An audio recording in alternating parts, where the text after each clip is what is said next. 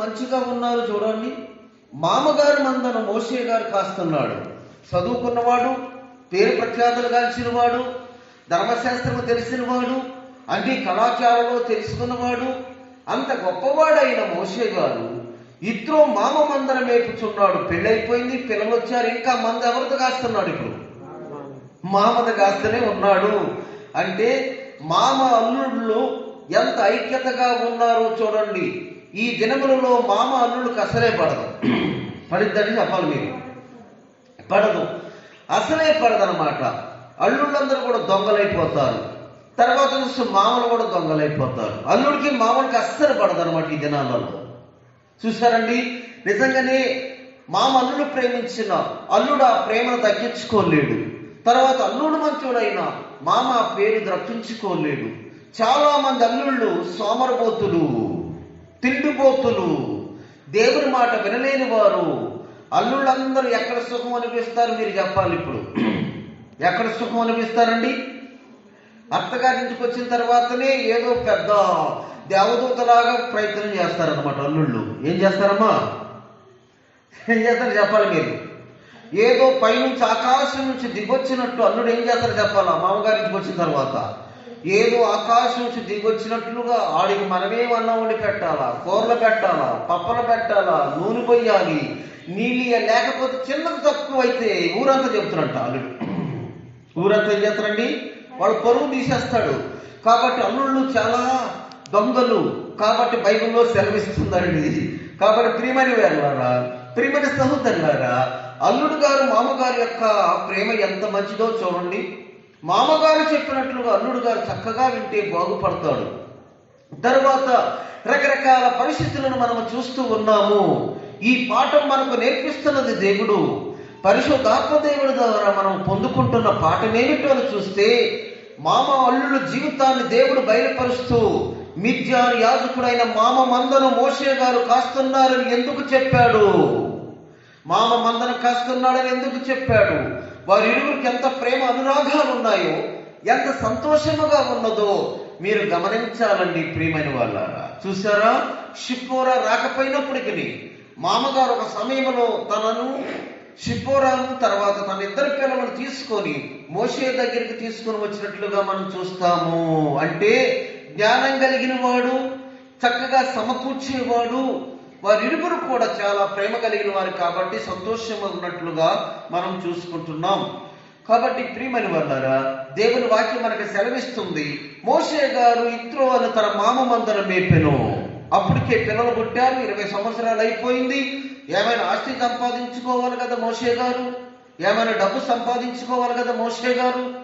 అయ్యా మాకు పిల్లలు పుట్టారు, మేము ఇంతమంది 7 మీకు పిల్లలు ఉన్నారు, ఇవి మీలో మేమెందుకు ఉండాలి, మేము వేరే ఉంటాము కదా, మా ఆస్తిని మేమే సంపాదించుకోవాలి కదా అనుకోవాలి కదా. మోషే గారు ఇంకా మామ మందనే మేపుచున్నట్లు మనం చూసుకుంటున్నాము.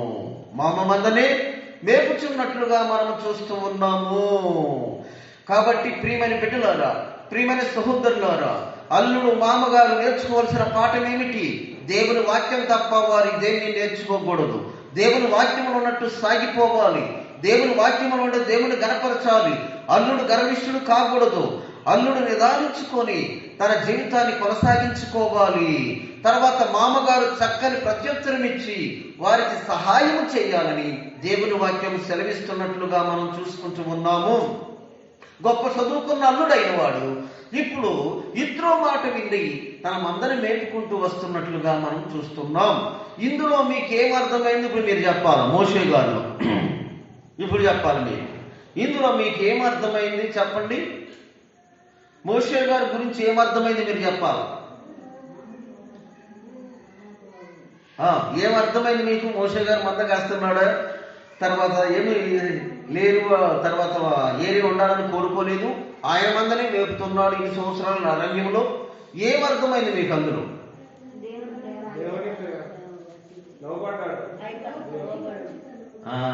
మోషే గారు ఏమర్థమైంది చెప్పండి అమ్మా. మీరు చదువుకున్నోడు చెప్పాలా, స్టడీ చేసినోడు. మోషే గారిలో మీకు ఏమర్థమైంది? దైవజనుడు మోషేలో మనకి ఏమర్థం అవుతుందో తెలుసా మీకు? ఏమర్థమైందో చెప్పాలి మీరు. ఏప్రిల్ రాసిన పత్రిక 11వ అధ్యాయం చదవండి 23వ వచనం 24. ఏమర్థమైందో తెలిసింది మనకు అక్కడ. మోషే పుట్టినప్పుడు అతని తల్లిదండ్రులు 24వ వచనం చదవండి. వాక్యం చూసి మీరు అర్థం చేసుకోవాలి. చెప్పండి. మోషే పెద్దవాడైనప్పుడు విశ్వాసం బట్టి ఐగుప్తు ధనము కంటే క్రీస్తు విషయమైన నింద గొప్ప భాగ్యం. ఏమర్థమైంది మోషే గారు చెప్పండి? ధనాపేక్ష లేనివాడు. ఏమర్థమైందండి ఇప్పుడు? అక్కడ ఏం చెప్తున్న వాక్యం అంటే ఐగుప్తి పాపభోగమని ఎంచుకోలేదు అంటే ఐగుప్తి ధనము పాపభోగమని ఎంచుకున్నాడు అంటే మోషే గారిలో ధనాపేక్ష లేదు, ధనము సంపాదించుకునే ఆశ లేదు, ధనము కొరకు జీవించాలని ఆశ లేదు, ధనాపేక్షను కలిగి ఉండాలని ఆశ లేదు, ధనము కొరకే తను జీవించాలని అస్సలు కోరిక లేదు అండి. ఇన్ని సంవత్సరముల మామ దగ్గర మందను కాస్తున్నా అది మిద్యాని యాజకుడైన మామ మందే గాని మోషే గారు మందను ఉందా చెప్పాలి మీరు ఇప్పుడు. మోషే గారు మంద ఉందండి? లేదు. కానీ తనకు ధనాపేక్ష లేని వాడని దేవుని వాక్యం సెలవిస్తుందండి. ఆహా, ఎంత గొప్ప ఆశీర్వాదం అండి. ధనాపేక్ష సర్వ కీడునకు మూలమని మోషే గారికి అప్పుడే తెలిసిందండి. తన తల్లి పాలు ద్వారా, తన తల్లి సన్నిధిలో పెరగటం ద్వారా ధనాపేక్ష సంపాదించుకోకూడదని ఎవరు బోధించారంటే తన తల్లిదండ్రులు ముందుగానే బోధించారు. కాబట్టి ఇప్పుడు ఏమర్థమైందంటే ధనాపేక్ష సర్వ కీడునకు మూలము కాబట్టి ఐగుప్తి ధనము పాపభోగమని ఎంచుకొని క్రీస్తు విషయమై నింద గొప్ప భాగ్యమని ఎంచుకున్న గొప్ప దైవజనుడు. ప్రియమైన వారులారా, ప్రియమైన దేవుని సంఘమా, దేవుని బిడ్డలారా, ధనాపేక్ష లేని వారై మీకు కలిగిన దాంట్లో మీరు సంతోషముగా ఉండాలి. ఈ ధనాపేక్ష సర్వకీడులోకి తీసుకెళ్ళొద్దంటండి. చదవండి ఇప్పుడు తిమోతి రాసిన మొదటి పత్రిక దేవుని వాక్యం. తిమోతిలకు రాసిన మొదటి పత్రిక మనము చదువుదాం. 6వ అధ్యాయము చూడండి అయ్యా, 8వ వచనములో 9వ వచనం.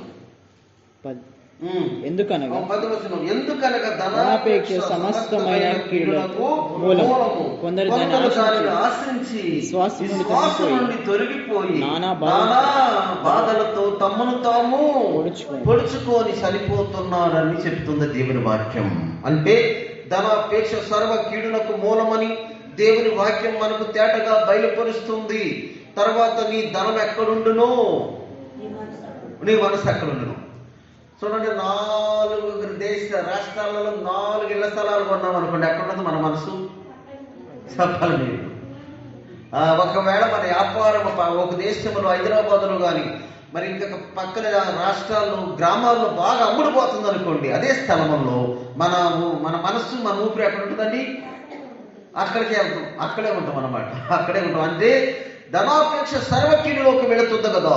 ధనాపేక్షను సంపాదించుకొని అందరూ కూడా ప్రాణం తీసుకున్నారని దేవుని వాక్యం సెలవిస్తుంది కదా. అందుకే ప్రభు అన్నాడు, నీ ధనం ఎక్కడుండునో నీ హృదయం కూడా అక్కడే ఉండును.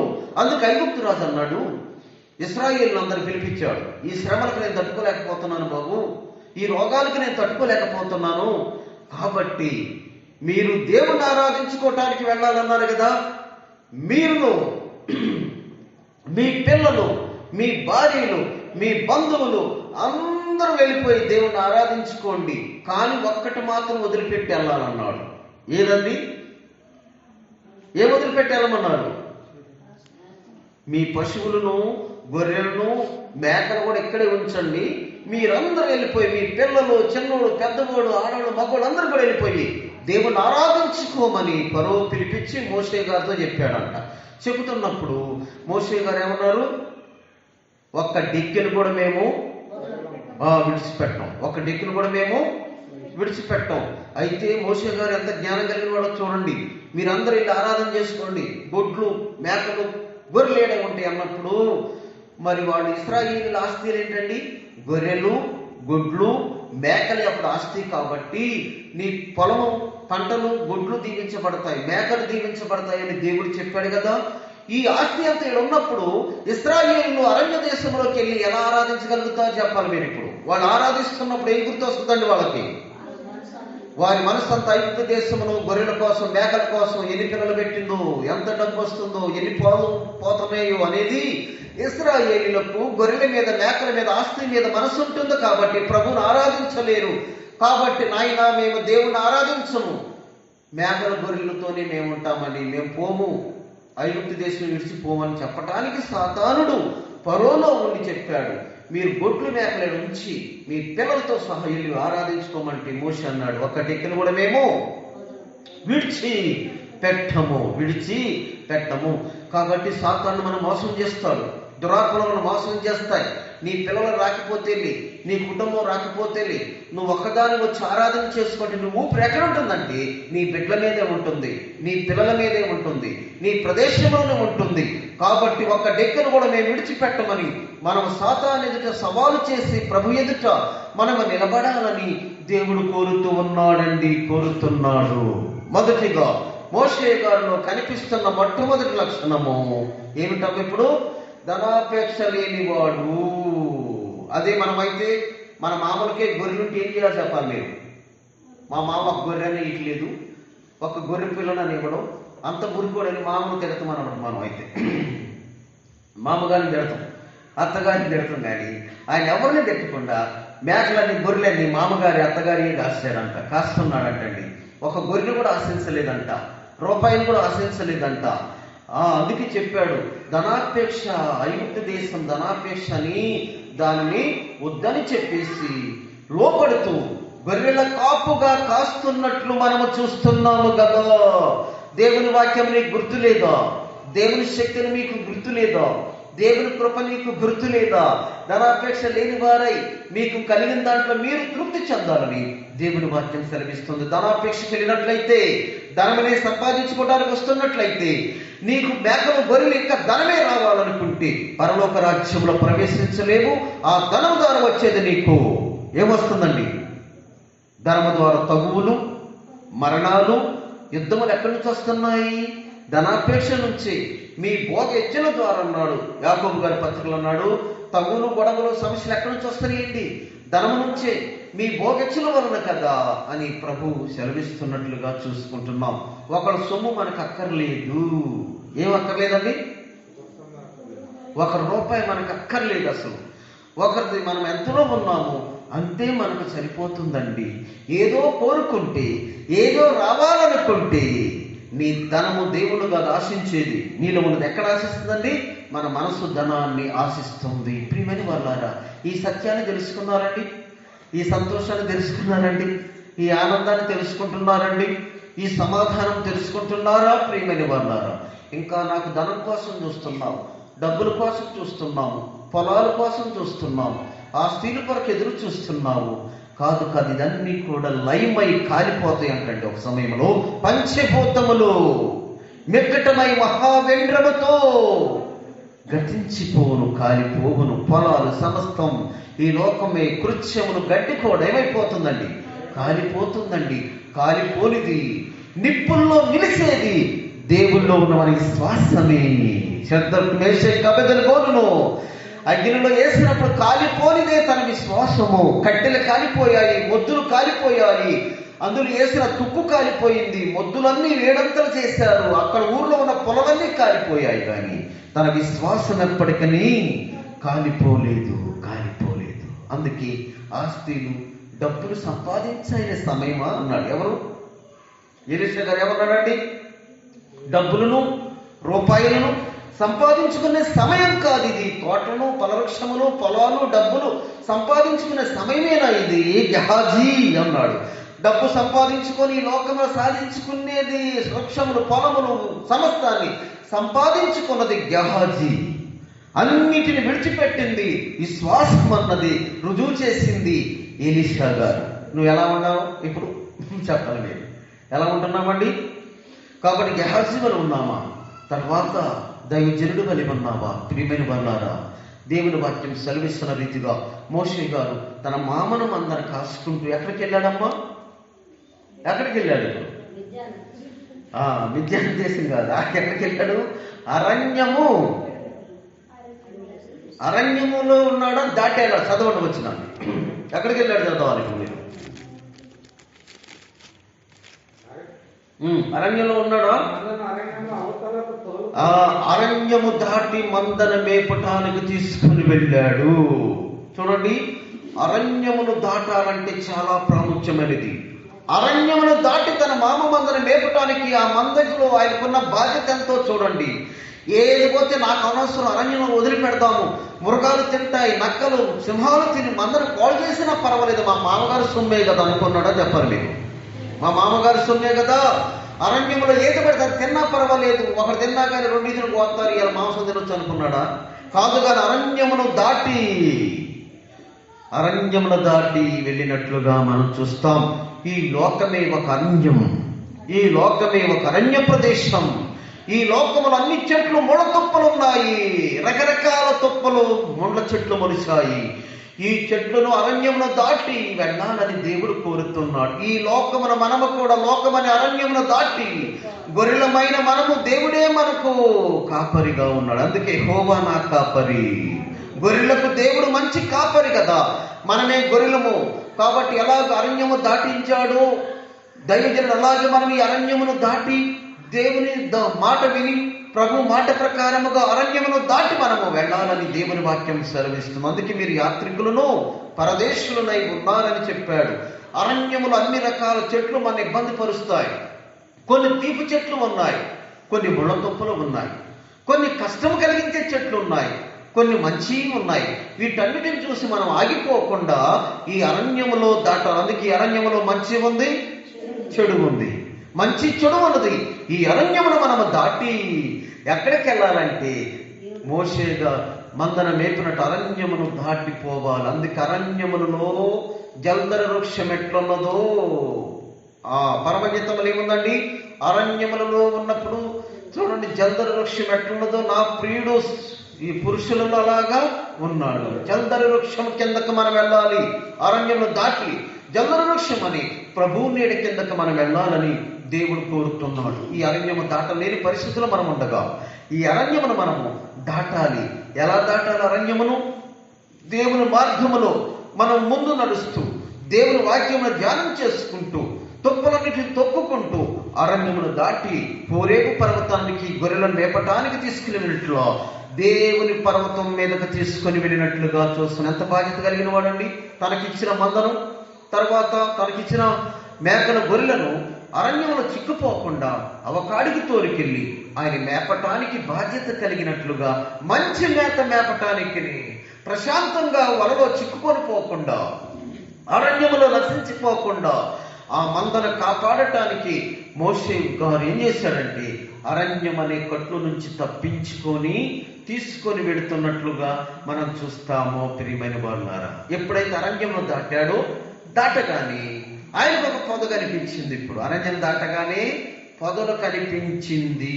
చూడండి, అరణ్యములు ఏ పొదలు కాలుతాయో కాలువ, అడవిలో ఎన్ని పొదలు కాలుతాయి ఎవరైనా పట్టించుకుంటారండి?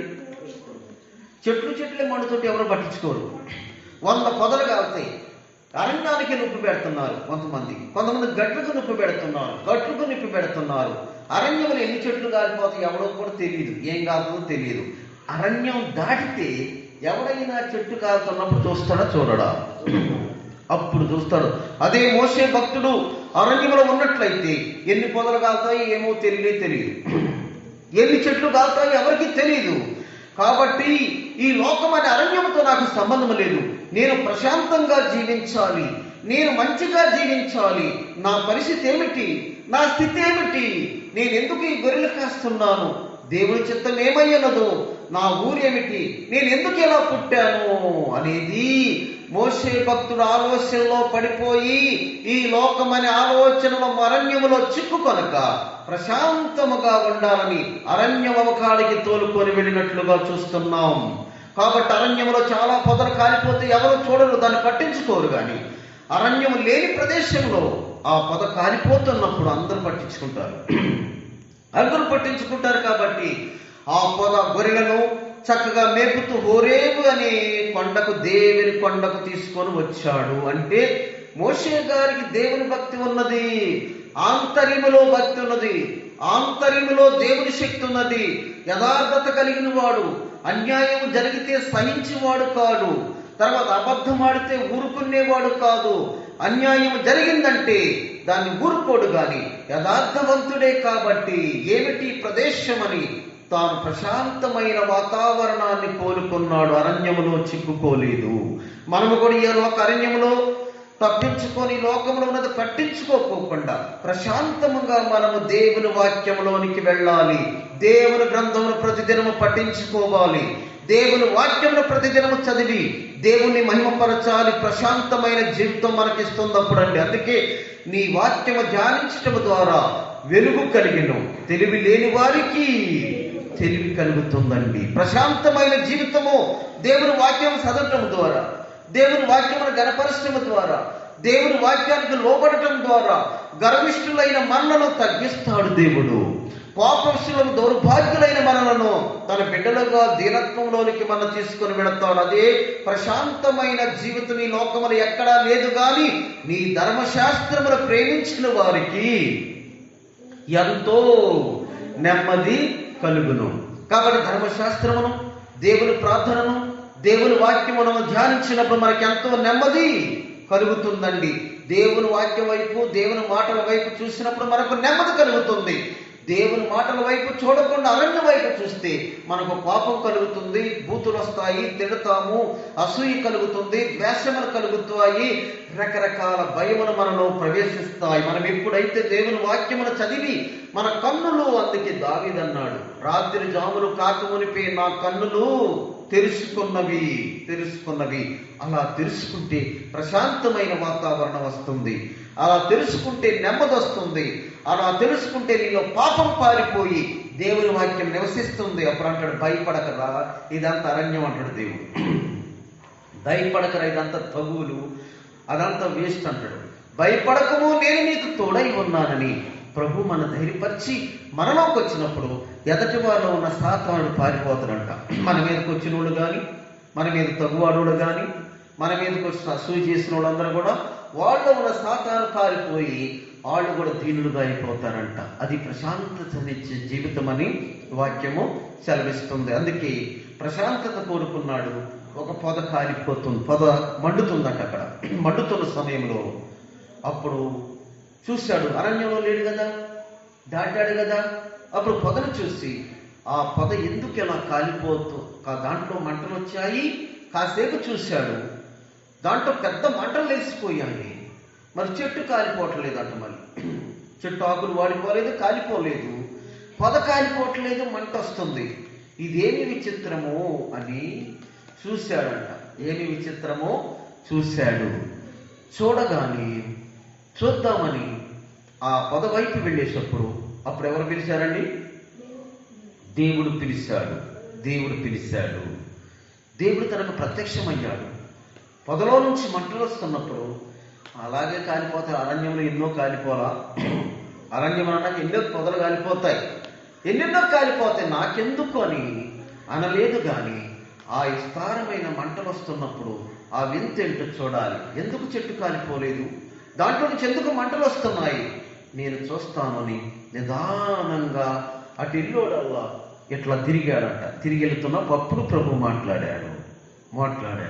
మాట్లాడుతున్నాడు. అందుకే దేవుని యొద్దకు రండి, అప్పుడు ఆయన మీ యొద్దకు వచ్చును. దేవుని యొద్దకు రావాలి. ముందే దేవుడు వచ్చి మమ్మల్ని లేపి కొట్టి మా జుట్టు పీకి మాకు కావాల్సిందన్నీ ఒక రోజులో చేస్తే మేము మందిరానికి వస్తామంటే కుదిరితే చెప్పాలి. మోషేగా దాని వైపు వెళ్తుంటేనే పిలిచాడు, పక్కకి వెళ్తే పిలవడం. దాని వైపు వెంట చూడాలని ఆశ కలిగాడు. ఆయన వెళుతున్న సమయంలో ప్రభు మాట్లాడుతున్నాడు. చూడండి, దాన్ని నిదానించి కనుగొన్నాడంట మోషే. సంఖ్యాకాండంలో ఏమన్నాడు? నా మోషే అలాంటి వాడు కాదు, నన్ను నిదానించి చూసినవాడు. నిదానించి చూసుకోవాలి. నిదానించి దేవుని వాక్యమును మనము పరిశోధన చేసుకునేప్పుడు, నిదానముగా మనము సాగిపోయినప్పుడు దేవుడు ఇప్పుడు మాట్లాడాలి. ఏమని మాట్లాడుతున్నాడు? మోషే అని పిలిచాడు. పిలవగానే ఏంటి నన్ను పిలుస్తున్నారు, ఎవరబ్బా అని తొందరగా వెళ్ళాలని అనుకున్నాడంట. పిలవగానే తొందరగా వెళ్ళిపోవాలని అనుకున్నాడు. కానీ మోషే నువ్వు నిలబడుతున్న ఈ స్థలము పరిశుద్ధమైనది, నీ చెప్పులు అక్కడ విప్పాలి, చెప్పులు విప్పుము అన్నాడు. చూసారా, చెప్పులతో సహా నువ్వు అపవిత్రుడవు. దేవుని చూడాలంటే, దేవుని అగ్నిని చూడాలంటే తన చెప్పులు చెడిపోయాయి, తన కాళ్ళు చెడిపోయాయి, తన తలంపులు చెడిపోయాయి. నువ్వు పాపివి, నువ్వు అపవిత్రుడవు, కాబట్టి నువ్వు నుంచున్న స్థలము పవిత్రమైనది. పవిత్ర దేవుడు, పరిశుద్ధుడు, నీతిమంతుడైన దేవుని సన్నిధి. కాబట్టి నువ్వేం చేయాలి? ఇప్పుడు నీ చెప్పులు నీవు విడిచిపెట్టాలి. ఇదే చెప్పులతో ఐగుప్తులో ఒకడు చంపాడు, అదే చెప్పులతో పరుగులు తీస్తూ వచ్చాడు, అదే చెప్పులతో ఎక్కడెక్కడో తిరిగాడు, అదే చెప్పులతో ఆయన పాపం చేశాడు. ఐగుప్తుని చంపాడు, మట్టిలో కప్పి పెట్టాడు, రకరకాల పరిస్థితులు చేశాడు, విగ్రహారాధన చేశాడు. తర్వాత పాములకు నమస్కారం చేశాడు. ఐగుప్తు దేశం అంతా పాములకి ప్రసిద్ధి. కాబట్టి ఐగుప్తు దేశంలో పాములకు నమస్కారం చేస్తేవి, రకరకాల పరిస్థితులు చేశావు. కాబట్టి ఇప్పటి నుంచి నువ్వు చెప్పులేసుకొని పాత జీవితం అంతా కూడా పాపముతో నింపబడింది. కాబట్టి ఇది పరిశుద్ధ స్థలము. నువ్వు చేసే భక్తి, నువ్వు చేసిన మంచిది అనుకున్నావు, నువ్వు ఎన్ని మంచి కార్యాలు చేశాననుకున్నావు, కానీ నువ్వు చేసిందంతా కూడా దేవుడు ఏమన్నాడు? పాపము చేశావు అన్నాడు. లేదు ప్రభా, నీకోసమే వచ్చాను, నేను నిన్ను నమ్ముకుంటాను అంటే పర్వాలేదు అన్నాడా? చెప్పాలి దేవుడు. నీ జీవితం పాపములో ఉంది, నీ యొక్క అవయవములు పాపములు ఉన్నాయి, నీ కాళ్ళు పాపములు ఉన్నాయి, నీ చేతులు, నీ చూపు, నీ నడక పాపములు ఉంది. ఇది పరిశుద్ధ స్థలము అని దేవుడు చెబుతున్నాడు. ప్రియమైన వాళ్ళారా, మోషే కదా దగ్గరికి వచ్చాడు, దేవుని స్వరాన్ని వింటున్నాడు అని అనుకోలేదు. దేవుడు తనను పరిశుద్ధపరచాలని కోరుకుంటున్నాడు. పరిశుద్ధతగా ఉంటే నీతో మాట్లాడతానని చెబుతున్నాడు కదా. తన పాపాలు ఒప్పుకోవాలి. ఇప్పుడు తన పాపము నుంచి విడుదల పొంది తన చెప్పులు విడిచినప్పుడే తన పాపము వెళ్ళిపోతుంది. ప్రియమైన వాళ్ళారా, కాబట్టి తన పాపి ఐగుప్తు దేశంలో ఒక మనిషిని చంపాడు, దొంగతనం చేశాడు, తర్వాత విగ్రహారాధన చేశాడు. ఆ దేశంలో ఒక పాప మలినం ఉంది, అదంతా కాలిపోవాలి. ఇక్కడ ఏం కాలిపోవాలని? ఇప్పుడు అదంతా కాలిపోవాలి అగ్ని ద్వారా. అందుకే ఆ పొదలో మంట వచ్చినప్పుడు, అడవిలో పొదలున్నా, ఎక్కడైనా పెద్ద పొదలున్నా అందులో పురుగులు ఉంటాయి, తేళ్లు ఉంటాయి, పాములు ఉంటాయి, సమస్తం ఉంటుంది. అదంతా కూడా కాలిపోతుంది, కానీ పొద కాలిపోలేదు. ఆ పొద నీవే, ఆ మనిషి నీవే. నీలో ఉన్న పాపమును దేవుడు కాల్చివేస్తాడు, నీలో ఉన్న అతిక్రమం అంతా కూడా తీసివేస్తాడు, నీలో ఉన్న సమస్తము కూడా కాల్చివేసి నిన్ను పరిశుద్ధపరిచేది అగ్ని ద్వారా మనం శుద్ధీకరించబడతాము. ఈ అగ్ని ఆ పాపమును కాల్చివేస్తుంది. కాబట్టి అప్పుడు చెప్పాడు, ఆ చెప్పుని విడిచి తన పాపం ఒప్పుకొని సాగిల పడుతున్నాడు. సాగిల పడే సమయంలో అన్నాడు, నేనెవరో నీకు తెలుసా అన్నాడు మోషే. ఏమన్నాడని దేవుడు? నేనెవరో నీకు తెలుసా అంటే, నాకు తెలియదు ప్రభువా. ఎవరు అన్నాడు. నేనెవరో నీకు తెలుసా అన్నాడు. నాకు తెలియదయ్యా. ఐగుప్తు తెలుసయ్యా, ఐగుప్తు దేవతలు తెలుసయ్యా, పాములు తెలుసయ్యా, రకరకాల భక్తి చేసులు ఉన్నాయ్యా, అది తెలుసు, కానీ మీరెవరో నాకు తెలియదు అన్నప్పుడు ప్రభు అన్నాడు. కింద వచనాలు ఏమన్నాడండి? నేను నీ తండ్రి దేవుడును, అబ్రహాము దేవుడును, ఇస్సాకు దేవుడును, యాకోబు దేవుడును. ఇక్కడ మీకు ఏమర్థమైంది? ఎంతమంది పేర్లు చెప్పాడు దేవుడు? 3 పేర్లు చెప్పారండి. నన్ను తినండి మీరు. ఎంతమంది పేర్లు ఉన్నాయమ్మా అక్కడ? నన్ను తింటున్నారు కదా మీరు. ఎంతమంది పేర్లు చెప్పాడు అక్కడ? దేవుడు పొదల నుంచి మోషేతో దూత మాట్లాడుతూ ఎంతమంది పేర్లు చెప్తున్నాడు? నేను నీ తండ్రి దేవుడును. 4. మరి 3 అంటున్నారు, 4 పేర్లు చెప్తున్నాడండి. 4వ పేరు ఆ భక్తుడు ఎక్కడి నుంచి వచ్చాడో మీరు చెప్పాలి నాకు. అసలు భక్తులు ఎవరండి? అబ్రహాము, ఇస్సాకు, యాకోబు కదా భక్తులు. అంత మంచి భక్తులు కదా. మరి 4వ భక్తుడిని ఇక్కడికి ఎందుకు తెచ్చాడు దేవుడు? 4వ భక్తుడు ఎవరో చెప్పాలి మీరు. ఎవరమ్మా? నీ తండ్రి దేవుడు అంటే మోషే గారి తండ్రి ఎవరు? మోషే గారి తండ్రి ఎవరు? నిర్గమకాండం 2వ అధ్యాయం చదవండి. నిర్గమకాండం 2వ అధ్యాయము 1వ వచనములో ఏముందో చూద్దాం. వంశస్థుడు వెళ్ళి లేవి కుమార్తెను వివాహం చేసుకుని లేవి కుమార్తెను పెళ్లి చేసుకుని అన్నది ఏముందండి? 1వ వచనములో ఏముందని చూస్తే, లేవి కుమారుడు, లేవి గోత్రికుడు వెళ్ళి లేవి కుమార్తెని పెళ్లి చేసుకున్నప్పుడే మోషే గారు పుట్టాడు. అంటే మోషే గారు ఎక్కడ పుట్టాడు, ఏ యొక్క జీవితం అని చూస్తే లేవి వంశస్థుడు అబ్రాము భక్తిపరులు. తల్లిదండ్రులు ఎలాంటి వారమ్మా? చాలా భక్తిపరులు అంట. అమ్రాము గారు, తర్వాత యుకోబేతు తల్లి మోషే తల్లిదండ్రులు భక్తి కలిగిన వారు కాబట్టి దేవుడు ఆ పేరు వాడుతున్నాడు. లేవీలు కుటుంబము దేవుడు స్తుతించేది, యాజకుల కుటుంబం దేవుడు స్తుతించేది. యాజకులతో లేవీలతో దేవుడు మాట్లాడేవాడు. మీ తండ్రి మీ తల్లి చాలా భక్తిపరులు, నేను నిన్ను పుట్టినది మొదలుకొని నీ తల్లి ఒడిలోనే నేను నిన్ను తీసుకొని వెళ్ళాను, నీ తల్లిదండ్రులు నీకు నేర్పిన బోధ గుర్తుందని దేవుడు గుర్తు చేస్తున్నాడండి మోషే గారికి. మోషే గారికి పాలిచ్చి పెంచింది ఎవరు?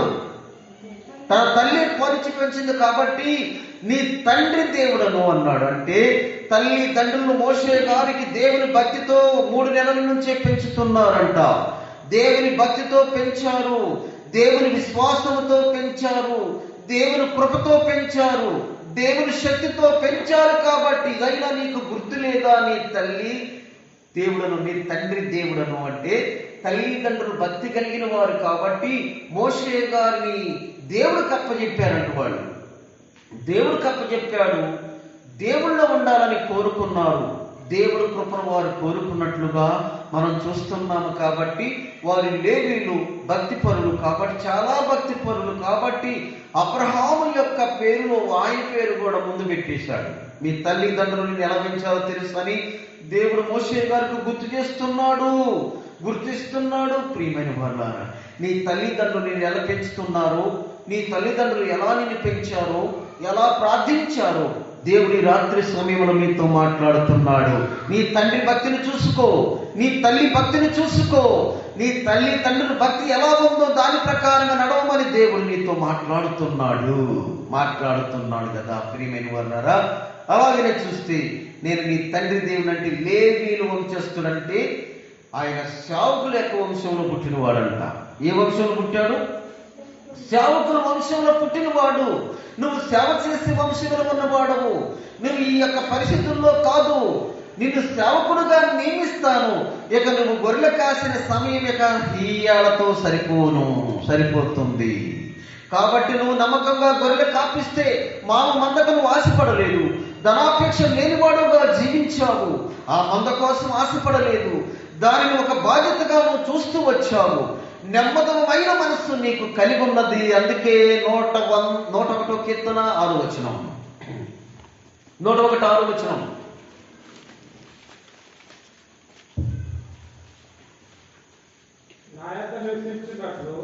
నా యొక్క నివసించినట్లు దేశంలో నమ్మకస్తులైన వారిని నేను కనిపెట్టుచున్నాను. నా యొక్క నివసించినట్లు తనకు పరిచయం చేసేవారుగా ఉన్నవారు, నమ్మకమైన వారు, నిర్దోషమైన వారు కావాలి. కాబట్టి నువ్వు నమ్మకముగా నాకు కనిపించావు అన్నాడు. అంటే దేవుడు అందరితో మాట్లాడాడు. సేవకులైనంత మాత్రాన, సేవకుల కుటుంబాలతో అంత మాత్రాన, పిల్లలతో మాట్లాడడు దేవుడు. ఎవరైతే నమ్మకముగా ఉన్నాడో, ఎవడైతే యథార్థముగా జీవించాడో, ఎవడైతే ఆశపడకుండా జీవిస్తున్నాడో దేవుడు వారిని ఎన్నుకుంటాడు. ప్రియమైన వాళ్ళారా, అందుకే అయ్యా మేము ఇప్పుడు మా పిల్లలు ఉన్నారు అనుకోండి, మేము సేవకుల పిల్లలు అండి అంటే వాక్యం ఇస్తాడా దేవుడు?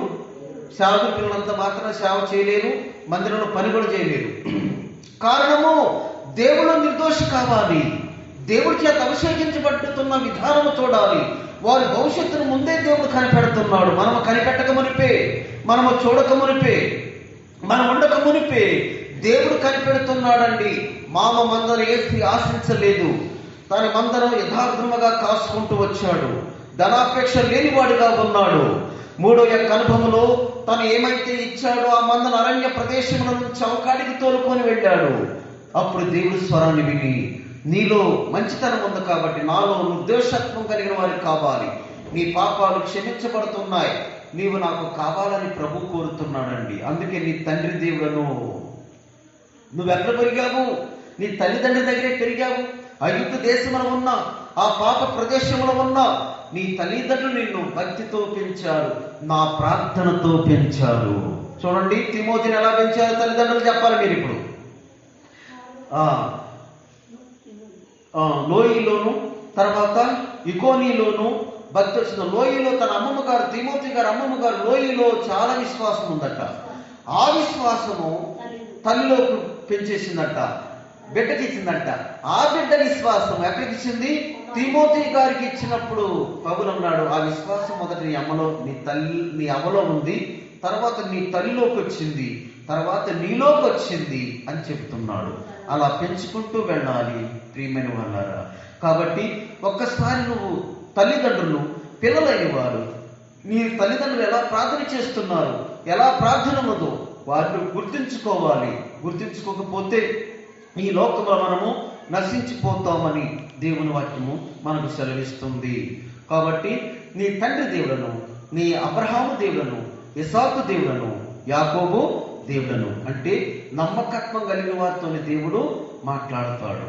మీ తండ్రి సేవకుడు లేవి కుటుంబం, మీ తల్లి సేవకురాలు లేవి కుటుంబస్తురాలు, నువ్వు అందులో నుంచే వచ్చావయ్యా అన్నాడు. నువ్వు అందులో నుంచే వచ్చావయ్యా అన్నాడు. అప్పుడు మోషే గారికి ఆశ్చర్యం కలిగింది. ప్రభు, మరి ఏం జరిగిందంటే, నేను నీ తల్లి దగ్గర పెంచారు కదా, ముందే దేవుడు తెలియజేశాడు ఆయన. నీ తల్లి ఏమో కాదు, ఎవరున్నారు? ముందే దేవుడు ఏం తెలిసాడు మోషే గారికి?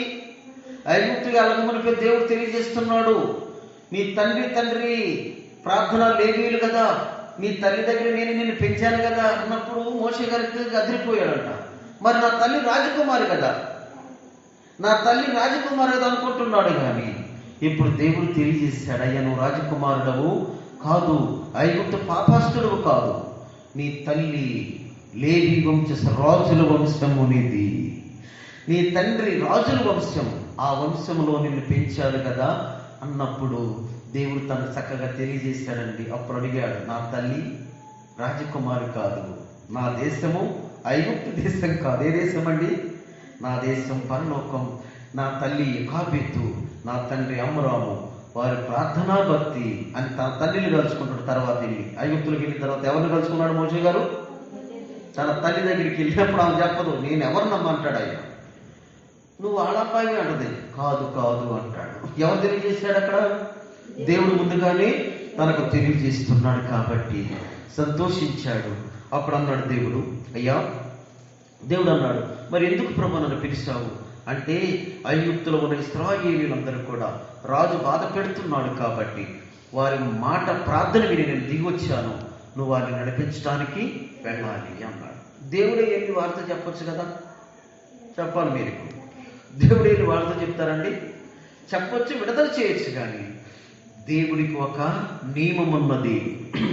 తన ప్రవక్తల ద్వారా మాట్లాడతాడు, బిడ్డల ద్వారా అందుకన్నాడు, నా తండ్రి చేత ఆశీర్వదింపబడిన వారులారా, లోకం పుట్టది మొదలుకొని మీ కొరకు సిద్ధపరిచిన రాజ్యమును స్వతంత్రించుకోండి. మీరు ఆకలైతే నాకు అన్నం పెట్టారు, నీళ్ళైతే నాకు దాహం ఇచ్చారన్నప్పుడు, మీరు మా దగ్గరికి ఇప్పుడు వచ్చారన్నప్పుడు, ఈ బిడ్డల్లో మీరు చేశారు, నాకు కూడా మీరు చేసినట్లే. అంటే దేవునికి ఒక స్వరము కావాలి, దేవునికి ఒక నమ్మకమైన వారు కావాలి. ఆ నమ్మకమైన వారి ద్వారా సాతాన్ని ఓడించటానికి మనుషులే కావాలి. ఎవరు కావాలమ్మా? మనుషులు కావాలి. సాతాన్ని ఓడించాలంటే ఒక్క నిమిషంలో దేవుడు చంపేయగలడు, కానీ మనుషుల ద్వారా వారు గెలవాలి, సాతాన్ని గెలవాలి. మోషే ద్వారా దేవుడు సంతోషించాలని కోరుకున్నట్టు చూస్తాం. అయితే ఆ దేశం ఎవరితో నింపబడినప్పుడు కానానీయులు, హిత్తీలు, పెరిజీలు, వీళ్ళు నేను కలగజేసిన ఈ భూమిలో, ఆ కానాను దేశంలో మోసగాళ్ళు ఉన్నారు. హిత్తీలు, పెరిజీలు, ఎబీలు, కానానీయులు. ఇశ్రాయేలు రాకమునుపు పెరిజీలు, కానానీయులు, హివ్వీలు, గిర్గస్తీలు, యెబూసీలు, మోయాబీలు, అమ్మోనీయులు, కానానీయులు అందరూ ఆ దేశాన్ని పాడు చేశారంటండి.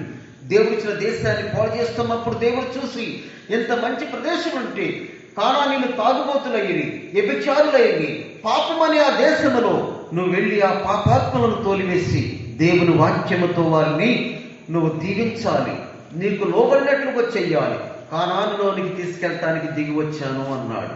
అన్నప్పుడు మోషే అన్నారు, అయ్యా నన్నే ఎందుకు పంపిస్తున్నారు? నేను ఐగుప్తు దేశంలో ఎంతో పాపం చేస్తే వారు నన్ను చంపుతారు కదా, ఐగుప్తులే నన్ను నమ్మలేదు, ఇశ్రాయేలీయులు నన్ను ఎలా నమ్ముతారు? దేవుడు ఎవరు అన్నప్పుడు నేనేం చెప్పగలను అన్నాడంట. నువ్వు వెళ్ళమంటే ఇశ్రాయేలు దగ్గరికి నేను ఎలా చెప్పగలను, ఆయన పేరేంటని అడుగుతారు కదా. ఇశ్రాయేలీయులు చాలా తెలివితేటలు కలిగిన వాళ్ళంట.